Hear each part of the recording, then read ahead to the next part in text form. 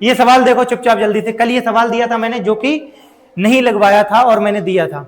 सवाल को लिखो मत, सबकी उसमें है रुचि, नहीं कुछ भी नोट नहीं करना है, सब उसमें है बुकलेट में। देखो 45 नंबर पे ही सवाल होगा, ठीक है। इधर देखो चुपचाप, अब कोई बोलेगा नहीं, मैं गेट लगा देता हूं, अब कोई आएगा भी नहीं।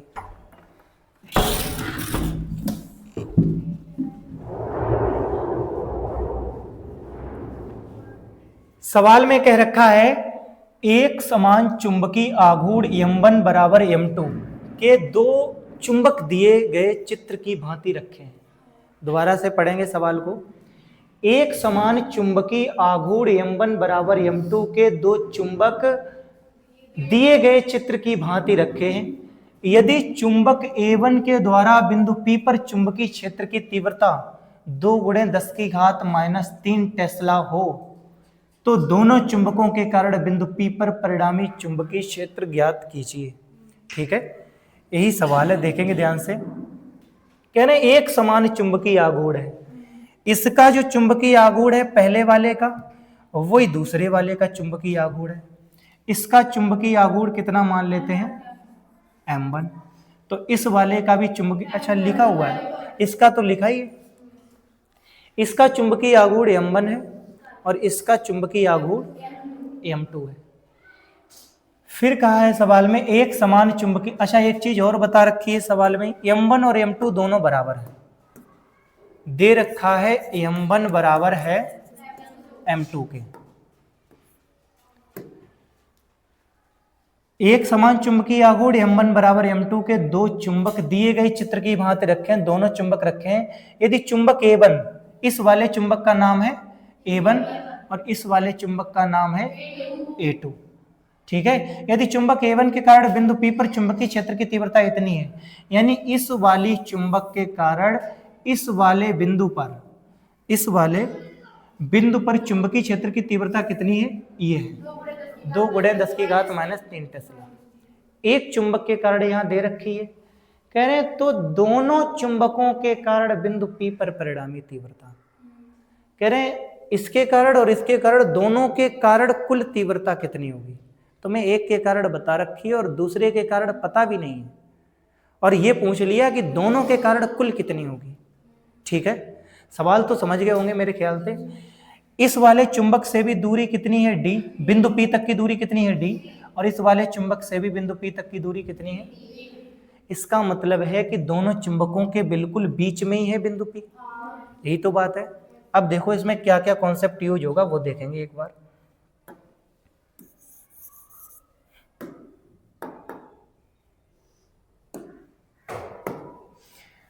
देखो ध्यान से, अगर कोई ऐसा चुंबक है, इसका एक सिरा मैं मान लेता हूं S है और ये वाला सिरा N है, ठीक है, और इसका चुंबकीय आघूर्ण मैं मान लेता हूं कैपिटल M, ठीक, और ये चुंबक जो रखा हुआ है इसका चुंबकीय आघूर्ण इन्होंने कैपिटल M बता रखा है, तो इसके कारण यहां से स्मॉल r दूरी पर, यहां से स्मॉल r दूरी पर कोई बिंदु P है, तो उस बिंदु P पर चुंबकीय क्षेत्र की तीव्रता का सूत्र बताया था मैंने। ये द्विध्रुव माना जाएगा और द्विध्रुव की अच्छी स्थिति में बिंदु P पर चुंबकीय क्षेत्र की तीव्रता, सुनेंगे ध्यान से, चुंबकीय क्षेत्र की तीव्रता B बराबर μ0/2π × 2m/r³, ठीक है। अच्छी स्थिति में विद्युत क्षेत्र क्या होता था, E बराबर, अच्छा 4π होगा, 1 मिनट सुनेंगे ध्यान से, 4π होगा, बस मैं बदल देता हूं, यहां क्या होगा 4π, अब सही है, μ0/4π 2m/r³। ये वैसे ही है जैसे विद्युत क्षेत्र की तीव्रता E बराबर होती थी 1/4πε0 × 2p/r³। अक्षीय स्थिति में विद्युत क्षेत्र की तीव्रता ऐसे ही होती थी, वही फार्मूला यहां लग जाएगा। लेकिन इन्होंने चुंबकीय आघूर्ण इस बार स्मॉल m1 दे रखा है, इन्होंने कैपिटल M तो कहा नहीं है, जबकि स्मॉल m हम लोग ध्रुव सामर्थ्य मानते थे, लेकिन यहाँ पर चुंबकीय आघूर्ण ही मान लेंगे, मतलब उन्होंने दे रखा है तो माननी पड़ेगी बात। वैसे तो कैपिटल M ही होता है क्या, चुंबकीय आघूर्ण। अब देखो ध्यान से, मैं इसे मिटा देता हूं।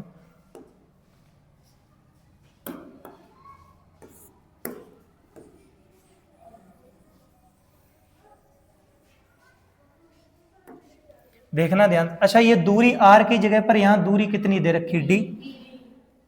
अब देखो लिखेंगे पहली चुंबक के कारण, A1 चुंबक के कारण, A1 चुंबक के कारण बिंदु P पर, बिंदु P पर चुंबकीय क्षेत्र, A1 चुंबक के कारण बिंदु P पर चुंबकीय क्षेत्र B1 मान लेते हैं। भाई चुंबकीय क्षेत्र तो B होता है ना, तो A1 चुंबक के कारण मैंने चुंबकीय क्षेत्र कितना मान लिया, B। इस वाले चुंबक के कारण B1 मान लेंगे यहां पर, इस वाले चुंबक के कारण यहां पर B2। ठीक, 1 मिनट और देखेंगे।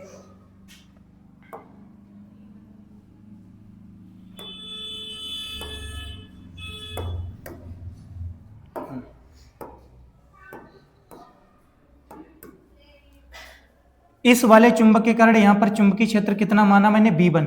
अगर मैं पूछूं उस B1 की दिशा किधर होगी, उधर की ओर होगी भाई, N से रेखा निकल रही होगी, तो इस बिंदु पर B1 की जो दिशा होगी वो किधर होगी, इधर होगी। ठीक है, इस चुंबक के कारण तो B1 है, और ये जो चुंबक A2 रखी है इसके कारण यहां पर चुंबकीय क्षेत्र B2 मानेंगे। उस B2 की दिशा सोचो ध्यान से, यहां से चुंबकीय बल रेखाएं निकलेंगी, N की ओर निकलेंगी, और N से ऐसे निकल के वापस ऐसे घुसती हैं इससे, तो ऐसे निकल के ऐसे घुस रही। जब चुंबकीय बल रेखा यहां से गुजरेगी तो नीचे की ओर दिशा बताएगी। भाई चुंबकीय बल रेखा अगर इस बिंदु से गुजरेगी तो वो दिशा किधर बताएगी, नीचे। तो इस वाली चुंबक के कारण विद्युत क्षेत्र, चुंबकीय क्षेत्र की जो दिशा होगी B2, वो किधर होगी, नीचे। अभी मैंने केवल चुंबकीय क्षेत्रों की दिशाएं बताई हैं, अभी मान नहीं बताए हैं। अच्छा, B1 का मान तुम्हें दे रखा है इस चुंबक के कारण, तो B1 बराबर कितना दे रखा है एक बार देख लेते हैं। 2 गुणे, ये हरा वाला दिख जाएगा इसमें, मैं बदल देता हूं कलर। B1 बराबर कितना होगा, 2 गुणे 10 की घात -3 टेस्ला दे रखा है ये। ठीक है, V2 नहीं दे रखा है तुम्हें। ठीक है, अब देखो ध्यान से, ऐसे सोचा जाए कि ये इसकी अक्ष पर तो बिंदु है नहीं, जैसे मैं दूसरी तरीके से बता देता हूं। जैसे मान लो ये रखी है चुंबक, ये सिरा है S और ये सिरा है N, इसका मतलब ये चुंबकीय द्विध्रुव है, वैद्युत द्विध्रुव की तरह।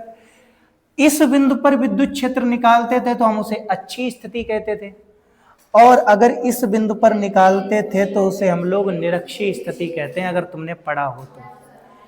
इस बिंदु पर जो विद्युत क्षेत्र आता था वो तो आता, विद्युत क्षेत्र की बात कर लेते हैं एक बार, वो आता था 1/4 pi epsilon not into 2p/r³। एक मिनट, मैं ये हटा देता हूँ, चुंबकीय क्षेत्र ही निकाल लेते हैं सीधा, ये हटाओ विद्युत क्षेत्र। एक मिनट परेशान नहीं हो। इस बिंदु पर चुंबकीय क्षेत्र आएगा B बराबर μ0/4 पाई इंटू 2m/r³। अच्छी स्थिति में किसी बिंदु पे निकाला जाएगा तो यह आएगा 2m/r³, और निरक्षीय स्थिति के इस बिंदु पर निकालना होगा तो आएगा B बराबर μ0/4 पाई इंटू m/r³। इतना ही अंतर लिखा था, जो मैंने टेबल बनवाई थी अच्छी और निरक्षीय स्थिति की उसमें लिखा रखी है। जो स्थिर वैद्युत अनुरूप बताया था उसमें गौर कर लेना, मैंने अच्छी स्थिति में और निरक्षीय स्थिति में दोनों स्थितियों में सूत्र लिखा रखे हैं। ठीक है, चुंबकीय क्षेत्र की तीव्रता के सूत्र लिखा रखे हैं दोनों स्थितियों में। जब इधर होता है तो उसे अच्छी स्थिति माना जाता है, और जब इधर होता है तो निरक्षीय। तो इस चुंबक के लिए तो ये अच्छी स्थिति बनेगी, और इस वाली चुंबक के लिए ये निरक्षीय स्थिति बनेगी। क्यों? क्योंकि ऐसे देखा जाएगा ना चुंबक को, ऐसे करके। ठीक है, तो इस चुंबक के लिए तो अच्छी स्थिति वाला सूत्र लग जाएगा। इसका मतलब है जो इन्होंने B1 निकाला होगा वो अच्छी स्थिति वाला सूत्र लगा के निकाला होगा, और अगर जब B2 निकालेंगे तो निरक्षीय स्थिति वाला सूत्र लगा करके ही निकालेंगे। अब इसे थोड़ा इरेज कर देते हैं, देखेंगे ध्यान से। देखो, जो B1 निकला है वो अच्छी स्थिति वाला होगा, इसका मतलब जो B1 होगा वो होगा μ0/4 पाई इंटू 2 अच्छा m1 m2 दोनों बराबर हैं, तो मैं ऐसा मान लेता हूं ना, माना m1 बराबर m2 है। जब दोनों बराबर हैं तो दोनों को हम m मान लेते हैं, कैपिटल M। m1 बराबर m2 बराबर क्या मान लिया मैंने, कैपिटल M। तो अब चाहे m1 हो चाहे m2 हो, तुम्हें क्या रखना है, कैपिटल M अपॉन में क्या आएगा, dq। यहां से यहां तक की दूरी कितनी है, d। तो ये जो v1 निकलेगा वो इस वाले फार्मूले से निकलेगा, इसी से निकाला गया होगा। तो ये बराबर किसके हो जाएगा, 2 गुणे 10 की घात -3 टेस्ला। ये हो गया, ठीक।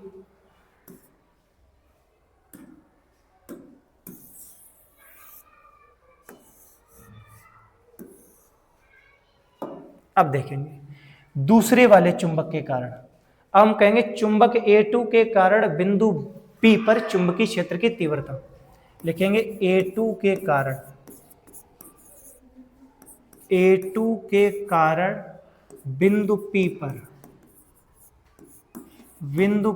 पर चुंबकीय क्षेत्र की तीव्रता। A2 के कारण बिंदु P पर चुंबकीय क्षेत्र की तीव्रता निकालेंगे। इस वाले चुंबक के कारण यहां निकालेंगे तो निरक्षीय स्थिति पड़ रही है, और निरक्षीय स्थिति का सूत्र मैं बताऊंगा, तुम चुप रहोगे। V2 बराबर होगा μ0 upon 4 pi into capital M upon R cube नहीं, यहां पर आएगा DQ। फिर भी बोल दिए मैंने, बहुत मना किया, ठीक है। निरक्षीय स्थिति का सूत्र होता है V बराबर μ0 upon 4 pi into M upon DQ, ठीक है। निरक्षीय स्थिति में यहां 2 का गुणा नहीं होता, अक्षीय स्थिति में 2 का गुणा होता है। V2 क्यों लिखा, क्योंकि दूसरी वाली चुंबक के कारण है चुंबकीय क्षेत्र, इसलिए यहां पर 2 लिख दिया ताकि पता चलता रहे दूसरी वाली चुंबक के लिए है। अगर यहां से देखा जाए, इस पूरी चीज का मान कहीं से पता चल जाए तब तो समस्या ही हल हो जाएगी।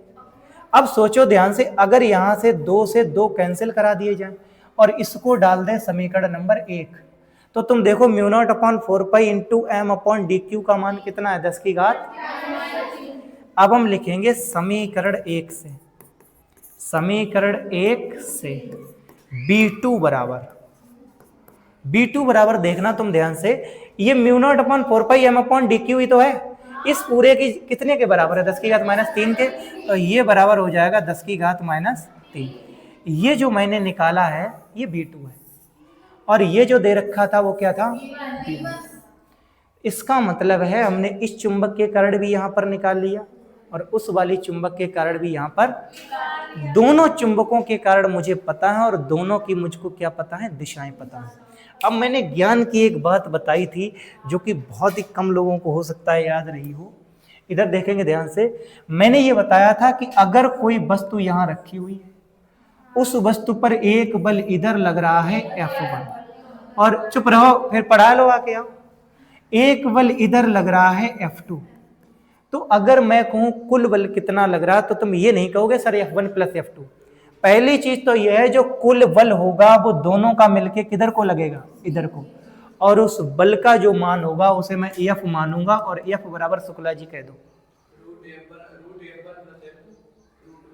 रूट के अंदर होंगे F1 का स्क्वायर प्लस F2 का स्क्वायर, ये होगा, ठीक है। देख लो एक बार, ज्ञान की बातें ध्यान से देखा करो, क्योंकि ज्ञान और ध्यान का गहरा संबंध है, ठीक है। देखो ध्यान से, शिवानी बहुत परेशान लग रही हो, हैं? देखो ध्यान से, F बराबर अंडर, ये बराबर है, ये जेड नहीं है, ये बराबर under root F1 square plus F2 square होता। वैसे ही अगर मैं कह दूं इधर की ओर चुंबकीय क्षेत्र B1 है और इधर की ओर चुंबकीय क्षेत्र B2 है, तो इनका जो परिणामी चुंबकीय क्षेत्र होगा वो इधर की ओर होगा, और उसका जो मान होगा वो होगा under root B1 square plus का B2। इनका फिर कुछ मतलब नहीं रह जाएगा, इनको दोनों को ऐसे करके पैक कर देते हैं, तो कुल मिलाकर किधर निकलता है, ऐसे, यही बात है। अब मैं इस सब को ऐसे करके हटाता हूं और अपना सवाल लगाता हूं। देखेंगे ध्यान से, हमारे सवाल में क्या बना, उधर ही कर लें। देखो अगर बाई चांस हो जाए, इधर है जगह थोड़ी, इसको थोड़ा छोटा किया जा सकता है अगर हो गया तो, क्योंकि मुझे पता था कि यहां गड़बड़ होने वाला है।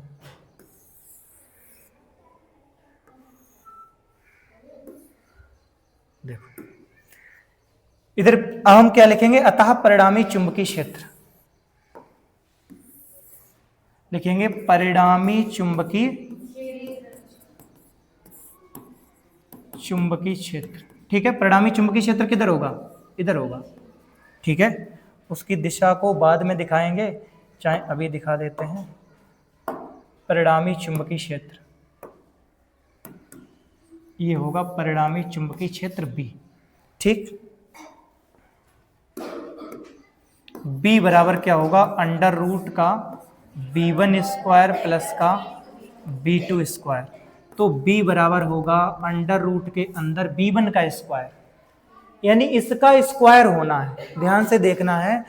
तो 2 गुणे 10 की घात -3 का होगा स्क्वायर, प्लस b2 कितना, 10 की घात -3, तो 10 की घात -3 का क्या होगा स्क्वायर, 10 की घात -3 का होल स्क्वायर। इसको कैलकुलेट करेंगे, ध्यान से देखो, पहले 2 का स्क्वायर होगा 4 गुणे 10 की घात 3 दूनी -6 और प्लस का, इसमें 3 दूनी 10 की घात कितनी हो जाएंगी, -6। ठीक है, अब मेरी बात को सुना करें ध्यान से, देखेंगे ध्यान से। इसको ऐसे लिखा जा सकता है, 10 की घात -6 बाहर आ जाएगा। देखो b बराबर 10 की घात -6 को बाहर ले लें, पहले तो कॉमन ले लो, पहले कॉमन ले लो, अंडर रूट के अंदर ही कॉमन ले लो, 10 की घात -6 कॉमन ले लेंगे। अगर 10 की घात -6 कॉमन लेंगे तो ब्रैकेट में कितना बचेगा, 4 + 1 बचेगा, 4 + 1। तो b बराबर बनेगा अंडर रूट, अच्छा ये तो बाहर आ जाएगा, क्यों परेशान हो, ये तो बाहर आ जाएगा ना 10 की घात -6, तो ये तो 10 की घात -3 बन जाएगा, और ये 4 और 1 5 होगा, तो ये अंडर रूट के अंदर रह जाएगा 5। और इसी चीज को कुछ लोग गुणा में लिख देते हैं कि अंडर रूट 5 गुणा 10 की घात -3, और ये तसला में आता है। ठीक है,